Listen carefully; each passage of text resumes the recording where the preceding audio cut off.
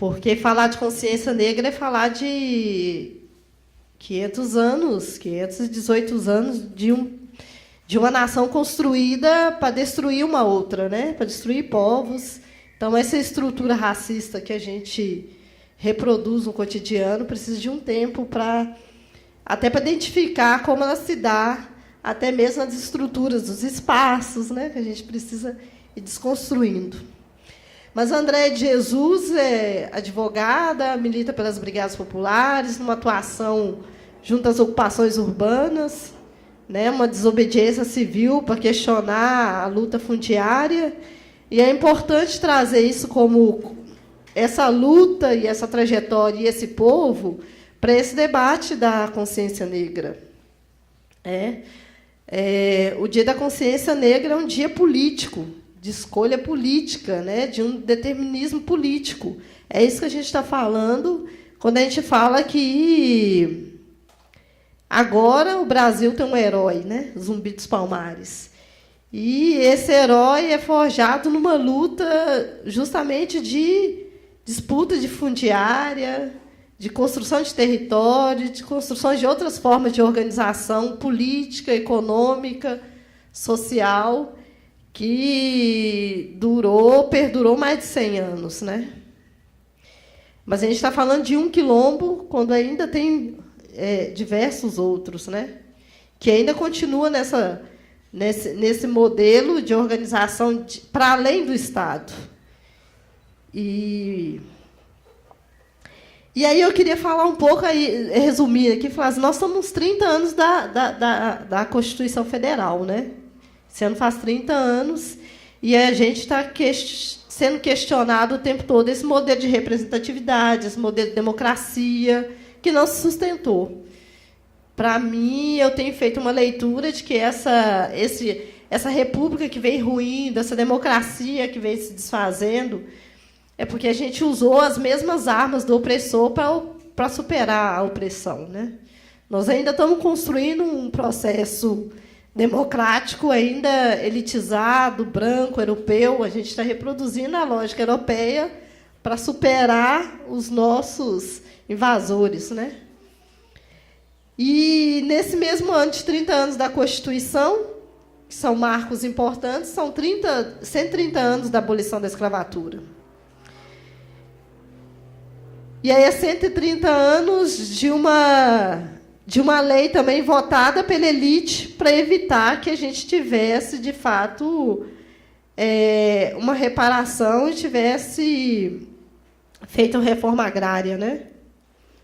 Então, se não discutir terra, território, nesse momento, é cometer os mesmos erros que a gente vem cometendo há anos, de pensar numa soberania, de pensar uma construção de Estado, uma nação, sendo que a gente não consegue ter domínio sobre o próprio território. E que território que a gente reivindica? Que construção é essa que a gente reivindica? E aí eu vou trazer 3 grandes agendas que era importante a gente saber, para não dizer também que a gente ocupa a institucionalidade, a gente ocupa espaços institucionais como os partidos, né, que não foi algo natural, né? Infelizmente, é um parto, né? Não é natural, mas a gente ocupar esses lugares também para desconstruir a lógica colonial que ainda está imposta nesses espaços, né? E, por isso, a grande dificuldade dos negros de participar de forma qualificada. A gente tem um trânsito pelos espaços políticos, esses espaços de decisão, que começa muito timidamente ali na igreja, né? A gente começa ali se apresentar publicamente nos espaços religiosos, depois avança um pouquinho, consegue até chegar no sindicato, e, por último, no partido, né? Então, nós estamos falando de um trânsito também histórico de exclusão, e, por isso, estar nesse lugar é um momento de desconstruir, descolonizar esse espaço. E aí, as agendas que é importante, eu venho carregando a minha trajetória de vida, de luta, de sobrevivência, mãe sozinha, que educou o filho sozinha. O trem repete, né? Foi empregada doméstica, aí com muito custo conseguiu a carteira de trabalho, aquela via sacra. E aí tem agendas importantes que agora, nos últimos anos, a gente conseguiu, pelo menos, reconhecer a empregada doméstica não só como animal de estimação, que era bonitinho, né, quase da família, mas não era. E aí passou a ter os mesmos direitos trabalhistas, né, que os outros trabalhadores, no momento em que houve um retrocesso. Né? Quando a gente também consegue avançar, aí vem um retrocesso e começa a limitar os direitos. A CLT, de anos e anos, aí, quando as mulheres conseguem, e as mulheres negras, né, conseguem alcançar o direito, ela retrocede. Também é por acaso. Né?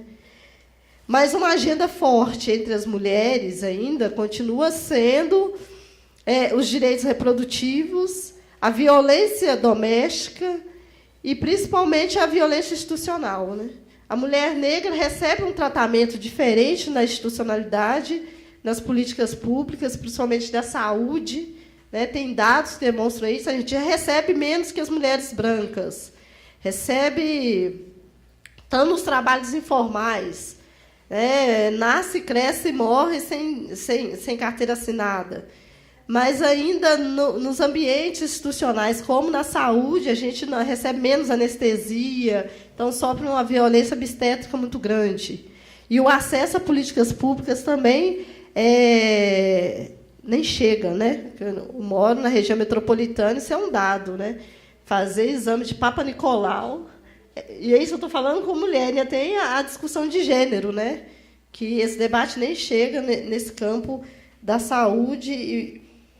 E é uma outra agenda extremamente importante e que é latente, é o encarceramento em massa, e atinge de forma majoritariamente os homens, e tem crescido entre as mulheres. Mas assim, o encarceramento da juventude negra na fase produtiva